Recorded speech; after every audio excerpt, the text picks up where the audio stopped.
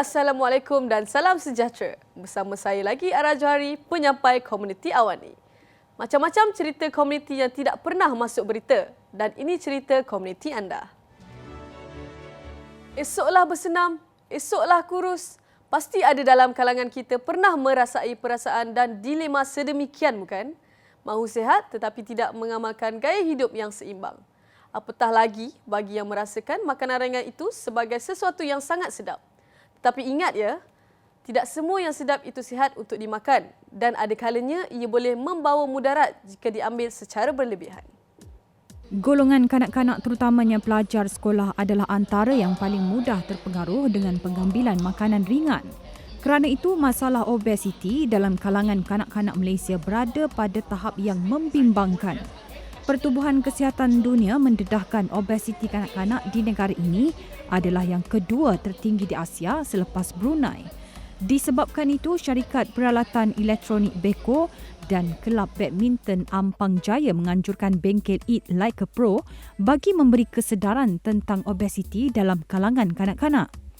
Program ini merupakan inisiatif Beko untuk membantu ibu bapa dalam menyediakan makanan yang sihat kepada anak-anak mereka.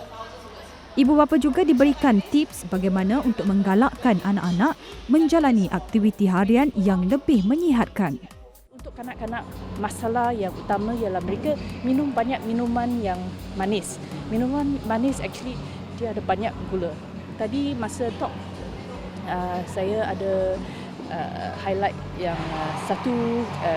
one cup of the bubble tea ada 18.5 teaspoon of sugar. You ambil satu cawan kosong, you ambil teaspoon and you scoop out 18.5 teaspoons of sugar. You tengok satu cawan macam tu, you mau minum kan?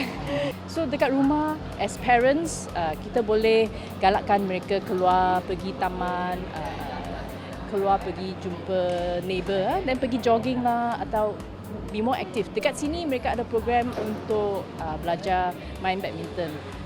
So ini semua akan meningkatkan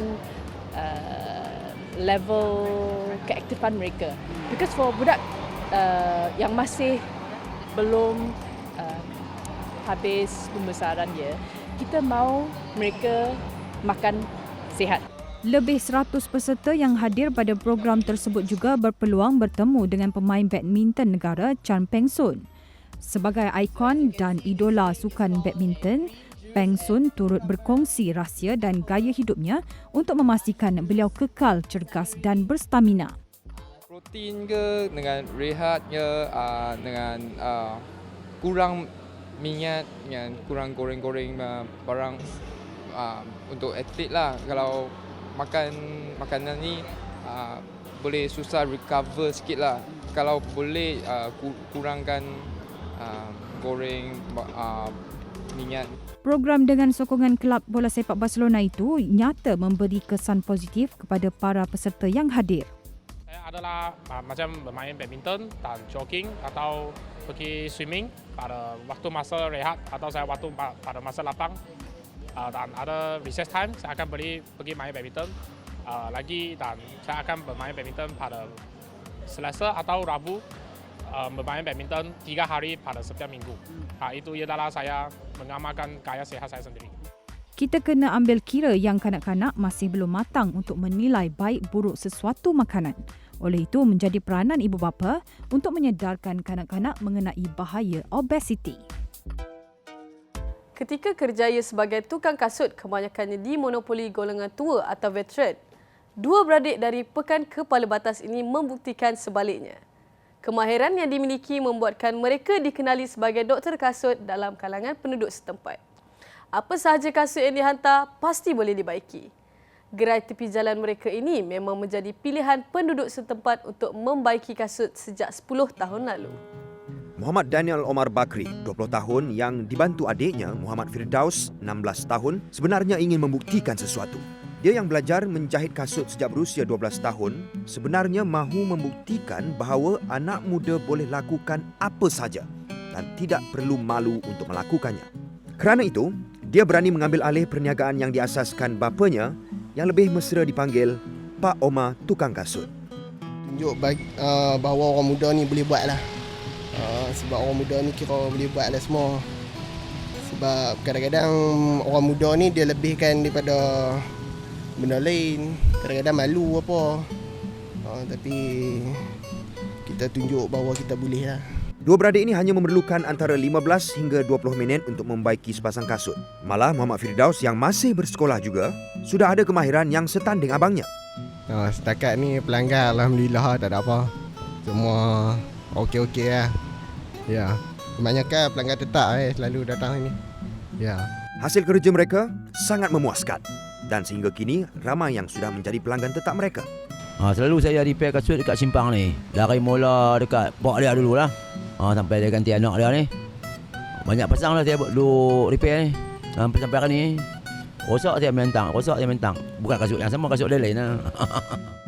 Dua beradik ini kini merancang untuk membuka sebuah kedai kasut bagi membaiki sosioekonomi keluarga mereka. Bila sudah menjadi usahawan, pasti yang diimpikan adalah untuk mengembangkan perniagaan sendiri.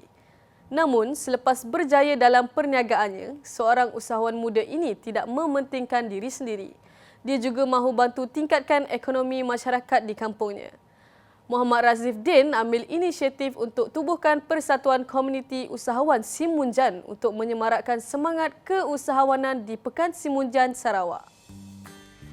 Sebelum menjadi usahawan, dia merupakan pelajar bidang kulineri dan hospitality di Politeknik Karambunai, Kota Kinabalu. Kemudian dia mengambil keputusan untuk menjadi usahawan jual ayam goreng selepas melihat ramai kanak-kanak di kampungnya suka makan ayam goreng. Bermula secara kecil-kecilan, kini dia sudah ada 3 cawangan di daerah-daerah berdekatan. Sambutan hangat terhadap perniagaannya memberi inspirasi kepada orang-orang kampung di situ untuk turut serta berniaga. Seterusnya, membawa kepada penubuhan Persatuan Komuniti Usahawan Simunjan. Saya yang mulakan berniaga sebagai penjaja ni kan.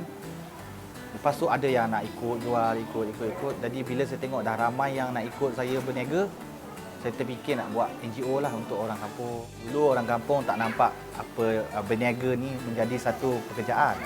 Sekarang bila dia tengok orang muda yang startkan, jadi dia tengok ada kemajuan, dia orang pun bersemangat juga nak join business untuk meningkatkan ekonomi hidup lah.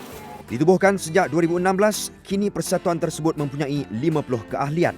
Ada antara ahlinya berjaya menggandakan jualan sebanyak 3 kali ganda melalui bimbingan dan sokongan persatuan. Antara bantuan yang diberikan, kursus-kursus perniagaan dan bengkel membuat kuih. Mula-mula saya berniaga, saya tengok orang, dia orang nak berniaga tapi tak tahu macam mana nak berniaga. Jadi kita punya persatuan ada juga menganjurkan seperti kursus-kursus perniagaan lah, macam membuat kuih, lepas tu membuat bengkel-bengkel untuk perniagaan, macam membuat macam mana nak bina satu perniagaan, pelesenan apa semualah, dan cara-cara mengurus kewangan. Kita ada buat bengkel tu semua. Rancangan masa depannya adalah menyediakan sebuah premis tetap untuk menempatkan semua produk keluaran ahli-ahlinya. Bagi ibu bapa yang tidak tahu ke mana untuk membawa anak-anak anda sependa cuti sekolah Ogos ini, Movie Animation Park Studios boleh dimasukkan dalam senarai untuk dipertimbangkan. Taman tema ini kini tidak mengenakan sebarang bayaran kemasukan. Malah, ia juga akan dijadikan sebagai kawasan rehat dan rawat bagi pengguna lebuh raya Utara Selatan. Semua langkah yang diperkenalkan ini adalah sebagai usaha untuk menarik lebih ramai pengunjung. Malah taman tema animasi pertama di Asia itu juga mempunyai pelbagai kemudahan yang boleh dimanfaatkan oleh pengguna lebuh raya Utara Selatan. Bermula 1 hari bulan Mac yang baru ini, Movie Animation Park Studio telah memperkenalkan bisnes model yang baru yang mana pengunjung-pengunjung dapat masuk ke dalam map secara percuma. Ini adalah satu inisiatif yang telah dianjurkan oleh kerajaan yang baru kiralah setahun umur kerajaan dia. Dan kita berharap dengan adanya kemasukan percuma ini dapat menggalakkan lebih ramai lagi pengunjung-pengunjung untuk mengunjungi taman tema ini, dan juga untuk pelancong-pelancong yang melalui projek Lebuh Raya Utara Selatan yang dalam perjalanan ke Pulau Pinang ataupun dari Pulau Pinang dalam perjalanan ke Kuala Lumpur untuk mengunjungi MAPS. Dengan adanya kemasukan percuma ni, saya jangka memang pengunjung-pengunjung akan naik dengan lebih ramai. At the moment, we are targeting minimum of 1 million pengunjung setahun. And last year, we achieved roughly around 400,000.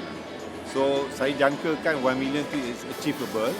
And then, salah satu model baru ni adalah untuk kita meningkatkan perbelanjaan per kapita pengunjung.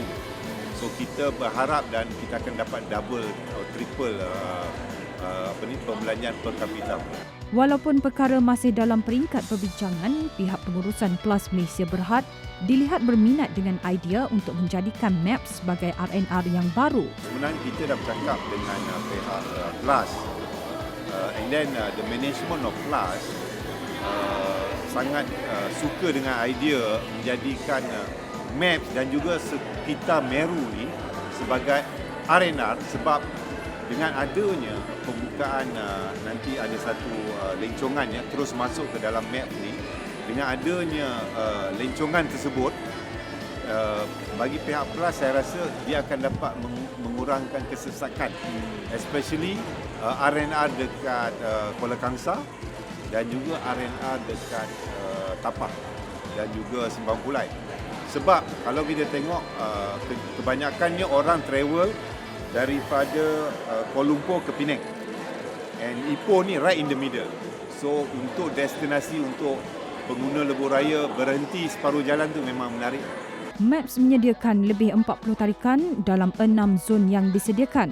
Antara permainan yang popular adalah roller coaster Bobo Boy Galaxy, Hyperspin dan Asteroid Attack.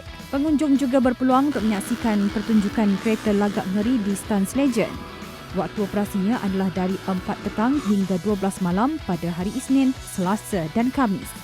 Manakala pada hari Jumaat dan hujung minggu, ia beroperasi bermula pada jam 10 pagi hingga 12.30 malam.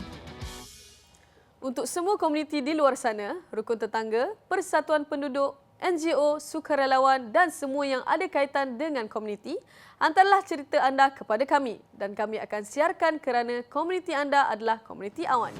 Saya Ara Johari. Assalamualaikum dan salam hormat.